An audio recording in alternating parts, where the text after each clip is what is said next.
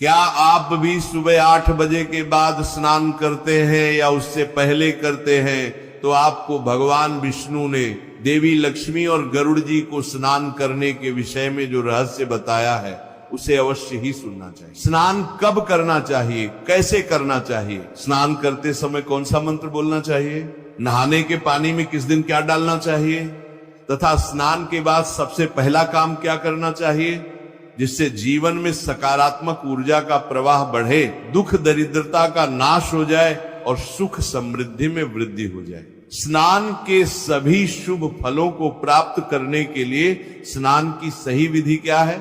भगवान विष्णु ने स्नान करने के विषय में बताया है कि स्नान कोई देह को स्वच्छ करने मात्र वाली क्रिया नहीं है, इसके सहस्र लाभ हैं। यदि सही विधि से स्नान किया जाए तो मनुष्य जीवन में कभी रोगी नहीं होगी, कभी दुखी नहीं होगा और कभी दरिद्र नहीं रहेगा।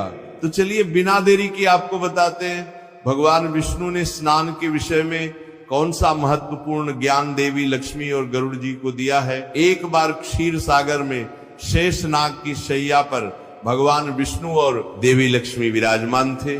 उसी क्षण आकाश मार्ग से विनता पुत्र गरुड़ वहां आ पहुंचे। गरुड़ ने दूर से ही भगवान विष्णु और माता लक्ष्मी को दर्शन करते हुए विनम्रता पूर्वक प्रणाम किया और समीप आए। भगवान विष्णु ने मृदु मुस्कान के साथ आंखें खोली और गरुड़ का स्वागत किया। गरुड़ ने हाथ जोड़कर कहा, हे प्रभु नारायण, हे माता महालक्ष्मी, आपको कोटि कोटि प्रणाम। भगवान विष्णु ने प्रेम पूर्वक गरुड़ से पूछा, है गरुड़, तुम्हारा स्वागत है। तुम्हारे चेहरे पर शंका दिखाई पा रही है, बताओ तुम्हारी निराशा का क्या कारण है? गरुड़ उत्सुकता पूर्ण स्वर में बोला, हे प्रभु, मैं अभी अभी पृथ्वी लोक का भ्रमण करके लौटा हूँ। वहां मैंने अनेक मनुष्यों को देखा जो प्रतिदिन स्नान तो करते हैं फिर भी दुखी और क्लेशपूर्ण जीवन जीते हैं। वे मनुष्य प्रतिदिन प्रातः स्नान करते हैं फिर भी उनके दयनीय दिन दूर क्यों नहीं होते? उनके दुखी रहने का क्या कारण है? कुछ क्षण रुककर गरुड़ ने दूसरी जिज्ञासा प्रकट की, हे प्रभु, कृपया मुझे यह बताइए कि स्नान करने की सर्वोत्तम विधि क्या है? मनुष्य को स्नान कब और कैसे करना चाहिए?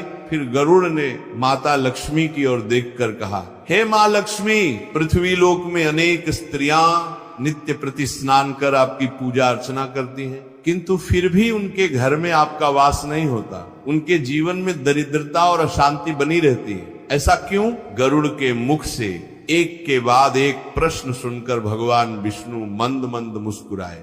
माता लक्ष्मी ने भी गरुड़ की जिज्ञासा को सराहना भरी दृष्टि से देखा। भगवान विष्णु गंभीरता से बोले, हे पक्षीराज, तुम्हारे सभी प्रश्न उचित हैं। तुमने अत्यंत महत्वपूर्ण विषय पर प्रश्न किया है। स्नान मानव जीवन का एक अनिवार्य कर्म है। स्नान से ही शरीर और मन की शुद्धि होती है और मनुष्य पूजा पाठ जैसे पवित्र कर्मों के योग्य बनता है। प्रतिदिन स्नान करना अत्यंत आवश्यक है, परंतु सही विधि और समय का पालन ना करने पर उसका पूर्ण फल नहीं मिलता। हे गरुड़, मैं तुम्हारे सभी प्रश्नों का उत्तर दूंगा, किंतु सीधे उत्तर बताने से पहले मैं तुम्हें एक पावन कथा सुनाता हूं। इस कथा को ध्यान से सुनो, इसमें छिपे ज्ञान से तुम्हारे समस्त संदेह दूर हो जाएंगे। गरुड़ जी ने उत्सुकता प्रकट करते हुए कहा, हे प्रभु, आपके मुख से इस कथा का श्रवण करना मेरा सौभाग्य है। कृपया मुझे वह कथा सुनाइए, मैं इसे ध्यान से पूरा सुनूंगा। फिर भगवान विष्णु गरुड़ जी को कथा सुनाते हैं जो आज मैं आपको सुनाने जा रहा हूं। इस कथा को सुनने मात्र से ही समस्त तीर्थों में एक साथ स्नान करने का पुण्य मिलता है, इसलिए आप इस कथा को ध्यान से पूरा जरूर सुने। मध्य देश में एक अत्यंत सुंदर नगर बसा हुआ था। उस नगर में एक परम धनवान सेठ निवास करता था। उस सेठ के वैभव की चमक दूर दूर तक फैली थी। उसके महल जैसे घर में किसी भौतिक सुख की कमी न थी। ईश्वर की कृपा से उसके यहाँ 3 सुंदर कन्याओं ने जन्म लिया था। सेठ ने अपनी तीनों पुत्रियों को बड़े लाड़ प्यार से पाला। उनकी हर इच्छा पूरी की जाती। उन्हें रेशमी वस्त्र, आभूषण और सुख सुविधाओं से भरपूर जीवन मिला। तीनों बहनें रूप और यौवन में अनुपम थी और चंचल स्वभाव से सबका मन मोह लेती थी।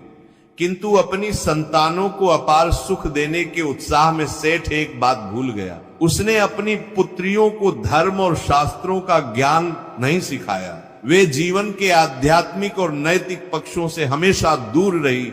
उसके फलस्वरूप धन, वैभव, सौंदर्य और सुख होते हुए भी उन कन्याओं का जीवन अधूरा था। शास्त्र ज्ञान के अभाव में उन्हें उचित अनुचित का भेद समझ में नहीं आया। जिस ज्ञान और सद्गुण से मानव पूर्ण होता है वही उनके पास नहीं था। समय के साथ तीनों कन्याएं यौवन की दहलीज पर पहुंच गईं। सेठ ने अपने कर्तव्य का पालन करते हुए उनका विवाह सुयोग्य वर से तय कर दिया। तीनों का विवाह बड़े धूमधाम से नगर के प्रतिष्ठित और धनाढ्य परिवारों में हुआ। शहनाई की मंगल ध्वनि के बीच तीनों बहनों की डोली विदा हुई। वे अपने अपने ससुराल के राजमहलों में आदर और प्रेम के साथ ग्रहण की गई।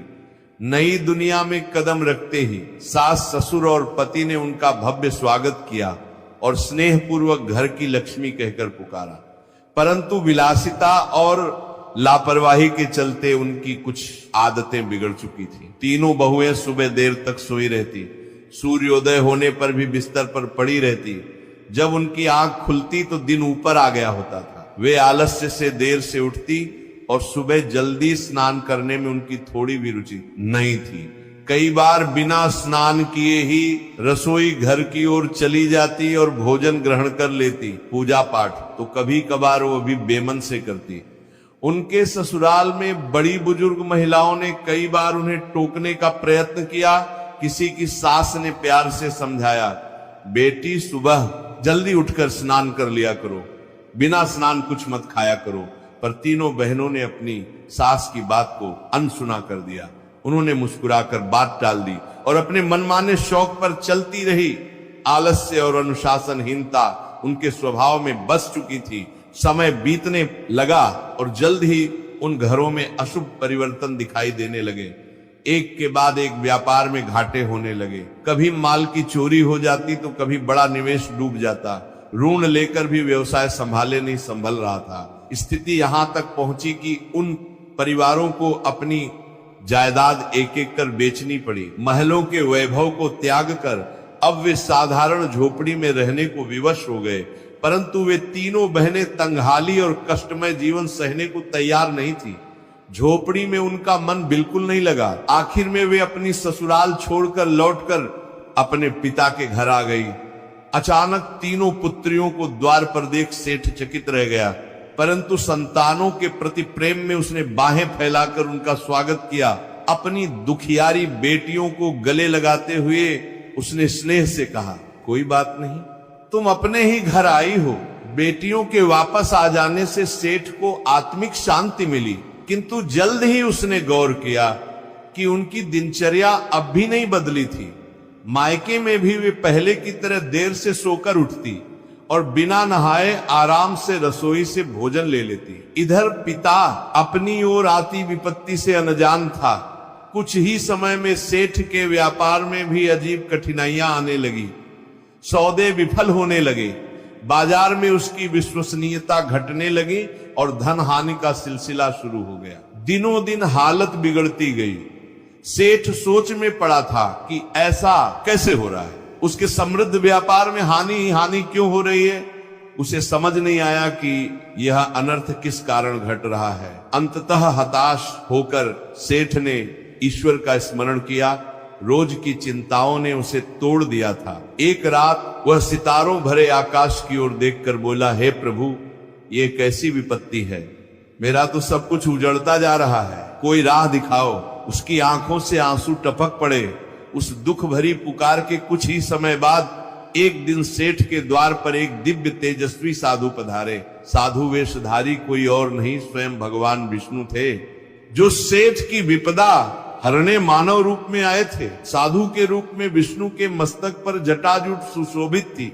आंखों में करुणा का सागर लहरा रहा था। उनकी देह से एक दिव्य आभा चमक रही थी। जैसे ही सेठ ने उन्हें देहरी पर देखा, उसके मन को एक अनोखी शांति का अनुभव हुआ। सेठ भागा हुआ आया और श्रद्धा पूर्वक साधु महाराज को भीतर आमंत्रित किया। आदर पूर्वक उनके चरणों को प्रणाम कर आसन दिया और स्वयं हाथ जोड़कर विनीत भाव से सामने खड़ा हो गया। साधु ने प्रेम पूर्वक उसका अभिवादन स्वीकार किया। सेठ ने तुरंत एक ताम्र पात्र में जल लाकर उनके चरण धोए। उस जल से उठती पवित्रता मानो समस्त घर में फैल गई। सेठ ने भरे मन से कहा, स्वामी, आपने मेरे द्वार आने का कष्ट किया, मेरा जीवन धन्य हो गया। दिव्य पुरुष ने सेठ के मुख की उदासी को देख लिया और स्नेह भरे स्वर में पूछा, वत्स, तुम्हारे चेहरे पर चिंता की रेखा स्पष्ट है, मुझे अपने हृदय का दुख बताओ। सेठ का जैसे बांध टूट गया, उसने अवरुद्ध कंठ से उस पर जो बीती है वो सुना डाली।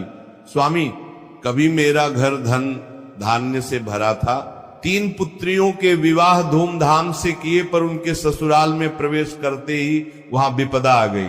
सेठ ने आगे कहा, उनके पतियों का व्यापार चौपट हो गया, परिवार कंगाल हो गए, मेरी बेटियां दुखी होकर मायके लौट आई। सोचा यहां सुख से रहेंगी, परंतु प्रभु की लीला देखिए, अब मेरे अपने व्यापार में भी भारी नुकसान होने लगा है। सेठ ने अपनी बेटियों को भी पास बुला लिया। तीनों झुकी नजरों और व्याकुल हृदय से साधु के सामने खड़ी हो गई। सेठ बोला, महाराज, यही मेरी बेटियां हैं जिनके भाग्य का पता नहीं कैसा उल्टा चक्र चल पड़ा है।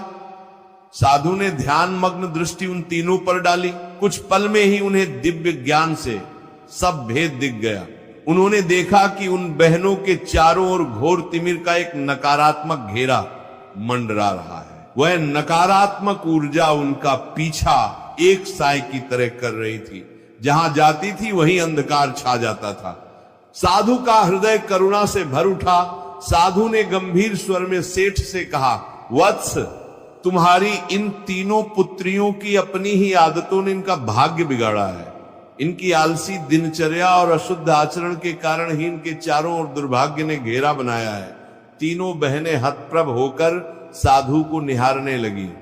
साधु बोले, यह सुबह देर से उठती है, सूरज उगने के काफी बाद आलस्य से स्नान करती हैं या कभी कभी बिना स्नान भोजन कर लेती हैं। उनके इस अशुद्ध आचरण ने इनके चारों ओर तमस का कवच खड़ा कर दिया है। साधु ने आगे समझाया, मनुष्य जब स्वच्छता और समय का ध्यान नहीं रखता तो उसके इर्द गिर्द नकारात्मक शक्तियां इकट्ठी हो जाती हैं। इन्हीं शक्तियों का प्रभाव है कि जहां भी जाती है वहां क्लेश और दुर्भाग्य चला आता है। तीनों बहनें लज्जा और पछतावे से सर झुकाए खड़ी थी। उन्हें अपनी भूल का आभास होने लगा था। उनकी आंखों में आंसू भर आए। मन ही मन वे सोचने लगी, हमसे बड़ी चूक हो गई। साधु ने तीनों बहनों और सेठ की ओर देखते हुए कहा, अब मैं तुम्हें कुछ अति महत्वपूर्ण बातें बताने जा रहा हूं। तुम सभी ध्यान पूर्वक सुनो और प्रतिदिन इनका पालन करो, यही तुम्हारी समस्याओं का समाधान है। साधु महाराज ने शास्त्रों का वर्णन करते हुए समझाया, स्नान कई प्रकार के होते हैं। मुख्यतः 4 प्रकार के शुभ स्नान बताए गए हैं। ब्रह्म स्नान, देव स्नान, दस्यु स्नान और मानव स्नान। इनके अतिरिक्त एक 5वां प्रकार दानव स्नान भी होता है, पर वो त्याज्य और अशुभ माना गया है। उन्होंने समझाया, पहला है ब्रह्म स्नान। ब्रह्म मुहूर्त में किया गया स्नान सर्वश्रेष्ठ माना गया है। ब्रह्म मुहूर्त अर्थात रात्रि का अंतिम प्रहर, सूर्योदय से लगभग 1.5 से 2 घंटे पूर्व का समय, जब चारों ओर सृष्टि एक अलौकिक शांति में लीन होती है, साधु की वाणी गूंजने लगी। उस समय वातावरण में अद्भुत और चमत्कारिक ऊर्जा व्याप्त रहती है। इसे देवताओं का समय कहते हैं। इसी समय में देव चिंतन करते हुए स्नान करना ब्रह्म स्नान कहलाता है। यह स्नान मनुष्य के लिए सबसे पुण्यदायी होता है। उन्होंने कहा, ब्रह्म मुहूर्त में स्नान करना, तत्पश्चात उदय होते सूर्य देव को अर्घ्य अर्पित करने से जीवन में सुख, समृद्धि और शांति आती है। उसे जल की हर बूंद मानो तन और मन को ताजगी और सकारात्मक ऊर्जा से भर देती है। ऐसे स्नान से मनुष्य रोग व्याधि से दूर रहता है और उसका शरीर स्वस्थ एवं निरोगी बना रहता है। साधु ने आगे बताया, दूसरा है देव स्नान। प्रातः 5 से 6:00 बजे के मध्य किया जाने वाला स्नान देव स्नान कहलाता है। इस बेला में सभी पवित्र नदियों, गंगा, यमुना आदि का स्मरण करते हुए जल में डुबकी लगानी चाहिए।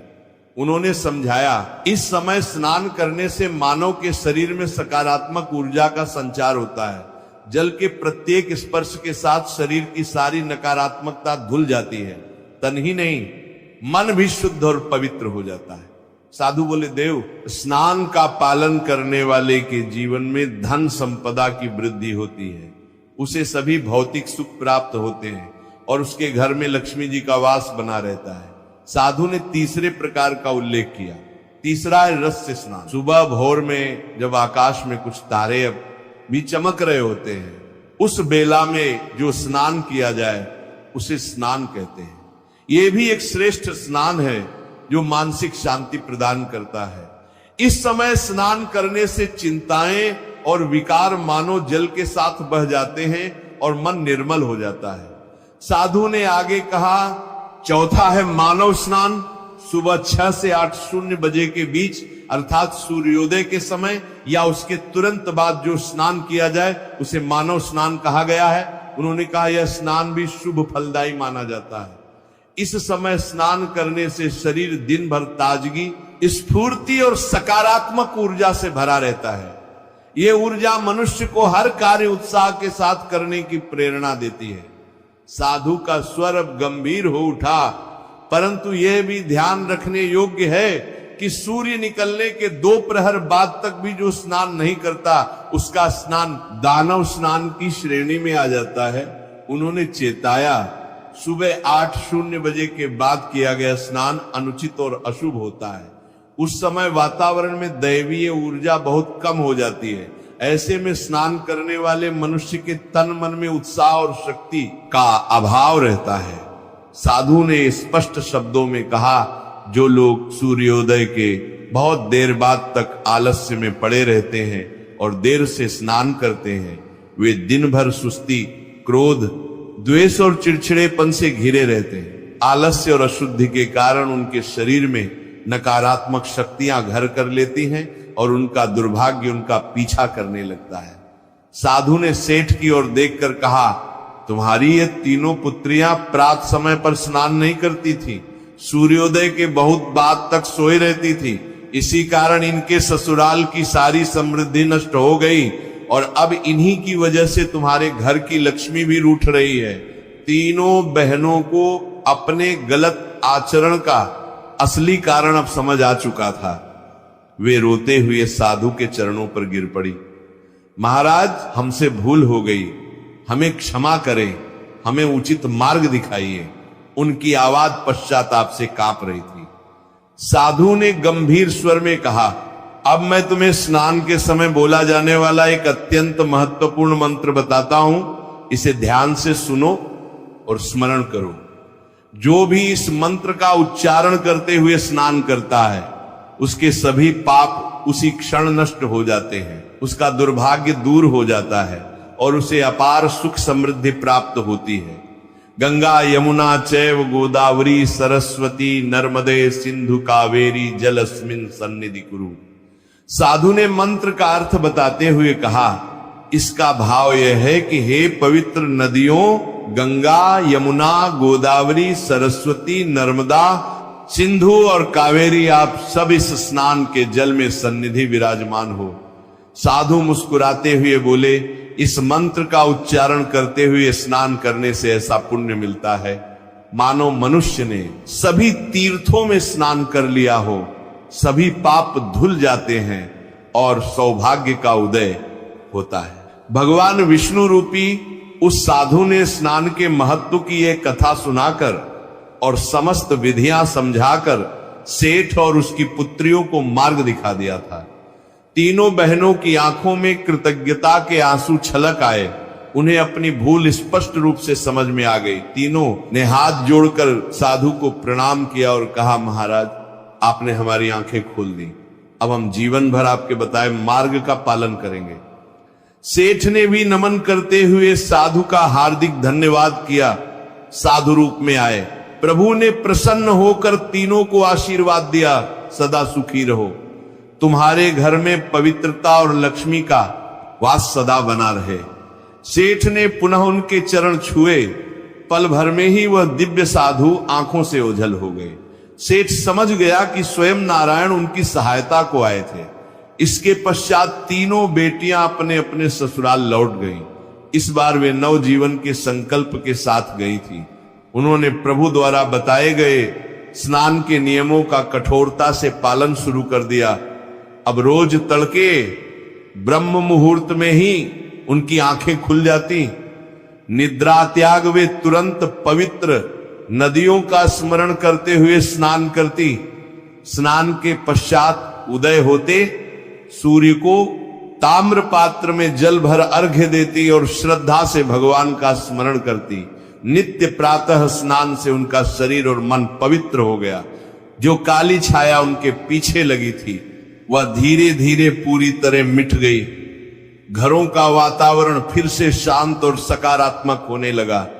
धीरे धीरे उनके पतियों के डूबते व्यापार को फिर से सहारा मिलने लगा। जिन सौदों में लगातार हानि हो रही थी वे अब लाभ देने लगे। घर में धन की बरकत लौट आई और खोया वैभव पुनः प्राप्त होने लगा। जो झोपड़ियां कभी अंधेरे और उदासी का अड्डा बन गई थी वहां अब दीपक की ज्योति फिर से चमक उठी। परिवारों में प्रसन्नता लौट आई। घर के बड़े बुजुर्ग बोले, लगता है घर की लक्ष्मी अब प्रसन्न होकर लौट आई है। भगवान विष्णु यह कथा सुनकर मौन हुए तो क्षीर सागर में फिर वही शांति छा गई। गरुड़ मंत्र मुग्ध से यह सब सुनते रहे थे। अब उन्हें अपने सभी प्रश्नों का उत्तर मिल चुका था। माता लक्ष्मी ने कोमल स्वर में जोनते हुए कहा, जहां आलस्य, गंदगी और अशुद्धि रहती है वहां मेरा वास नहीं हो सकता। जो स्त्रियां नित्य स्नान तो करती हैं लेकिन यदि समय का पालन नहीं करती या विधि को पूरी तरह नहीं मानती वहां भी समृद्धि टिकती नहीं है। देवी बोली, मैं वहां निवास करती हूं जहां भोर के प्रकाश के साथ जागरण होता है, स्नान से तन मन पवित्र रखे जाते हैं और सच्ची श्रद्धा से ईश्वर का स्मरण होता है। गरुड़ ने हर्ष भरी विनम्रता के साथ भगवान विष्णु और माता लक्ष्मी को प्रणाम किया। उसने ऊंचे स्वर में जयकार किया, जय श्री हरि विष्णु, जय मां लक्ष्मी। आपकी कृपा से आज मेरा चित्त प्रकाश से भर गया, इसलिए हमें भी आलस्य त्याग कर नित्य प्रति सूर्योदय से पूर्व उठकर स्नान करना चाहिए। तब ईश्वर की आराधना एवं स्मरण करने से हमारे जीवन में सदा पवित्रता, सकारात्मक ऊर्जा और मां लक्ष्मी की कृपा बनी रहेगी। तो आपको ये कथा कैसी लगी कमेंट करके अवश्य बताएं।